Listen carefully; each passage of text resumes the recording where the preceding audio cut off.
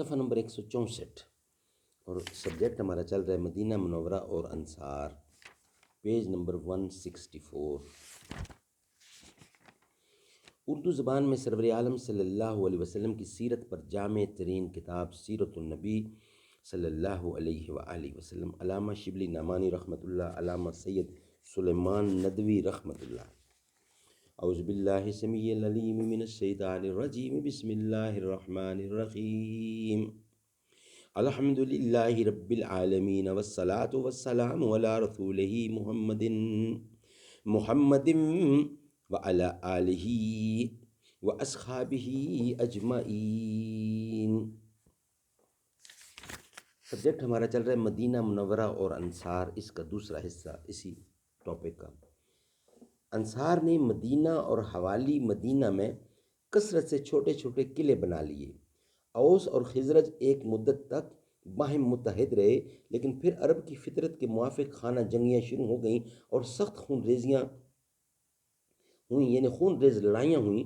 سب سے اخیر لڑائی میں، جس کو بعاث کہتے ہیں، ایسے زور کا مارکا ہوا کہ دونوں خاندانوں کے تمام نامور لڑ لڑ کر مر گئے۔ انصار اب اس قدر ضعیف ہو گئے کہ انہوں نے قریش کے پاس سفارت بھیجی کہ ہم کو حلیف بنا لیجئے، لیکن ابو جہل نے معاملہ درہم برہم کر دیا۔ انصار گو بت پرست تھے، تاہم چونکہ یہود سے میل جول تھا، اس لیے نبوت اور کتب آسمانی سے گوش آشنا تھے۔ یہود سے گو انصار ایک گنا رقابت رکھتے تھے، لیکن ان کے علمی فضل و کمال کے معترف تھے۔ یہود نے مدینہ میں جو علمی مدارس قائم کیے تھے اور جن کو بیت المدارس کہتے تھے، بخاری میں نام مذکور ہے، ان میں توراۃ کی تعلیم ہوتی تھی۔ انصار جاہل تھے، اس لیے ان پر یہود کے علمی تفوق کا خواہ مخواہ اثر پڑتا تھا، یہاں تک کہ انصار میں سے جس کے اولاد زندہ نہ رہتی تھی، وہ منت مانتا تھا کہ بچہ زندہ رہے گا تو یہودی بنا دیا جائے گا۔ یہودی عموماً یہ یقین رکھتے تھے کہ ایک پیغمبر ابھی اور آنے والا ہے، اس بنا پر انصار بھی ایک پیغمبر موعود کے نام سے آشنا تھے۔ انصار میں ایک شخص سوید بن صامت جو شاعری اور جنگ آوری میں ممتاز تھا، اس کو امثال لقمان کا نسخہ ہاتھ آ گیا تھا، جس کو وہ کتاب آسمانی سمجھتا تھا۔ وہ ایک دفعہ حج کو گیا۔ حضرت صلی اللہ علیہ وسلم نے اس کے حالات سنے تو خود اس کے پاس تشریف لے گئے۔ اس نے امثال لقمان پڑھ کر سنایا۔ آپ نے فرمایا، میرے پاس اس سے بھی بہتر چیز ہے۔ یہ کہہ کر قرآن مجید کی چند آیتیں پڑھیں۔ سوید نے تحسین کی، اگرچہ وہ مدینہ واپس آ کر جنگ بعاث میں مارا گیا، لیکن اسلام کا معتقد ہو چکا تھا۔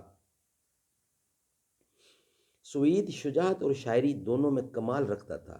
ایسے شخص کو اہل عرب کامل کہتے ہیں، اور اسی بنا پر سوید اسی لقب سے پکارا جاتا تھا۔ سوید کے میلان اسلام کا اثر انصار پر پڑ چکا تھا۔ اوس اور خزرج کے معرکوں میں اوس کو جب شکست ہوئی تو اوس کے عمائد قریش کے پاس گئے کہ خزرج کے مقابلے میں ان کو حلیف بنائیں۔ اس سفارت میں یاس بن معاذ بھی تھے۔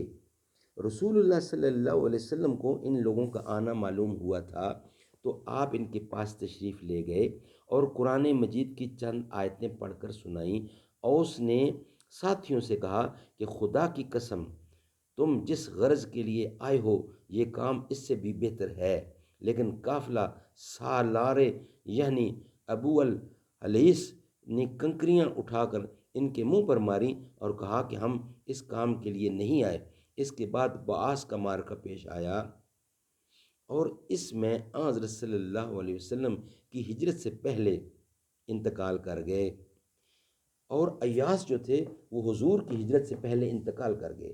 لوگوں کا بیان ہے کہ مرتے وقت ایاس کی زبان پر تکبیر جاری تھی۔ وفا الوفا، یہ واقعہ مختلف صورتوں میں بیان کیا گیا ہے، اور وفا الوفا میں یہ تمام روایتیں مذکور ہیں۔ کتاب سعید کا ذکر ابن ہشام میں ہے لیکن رویس الانف میں زیادہ تفصیل ہے۔ اصحابہ میں بھی اس کا حال ہے لیکن نسب میں اختلاف ہے، اور امثال لقمان کا ذکر نہیں ہے۔ تبری میں بھی سعید کا پورا واقعہ میں اس کے اشعار کے مذکور ہے۔ محمد کی غلامی دین حق کی شرط اول ہے، اسی میں ہو اگر خامی تو سب کچھ نامکمل ہے۔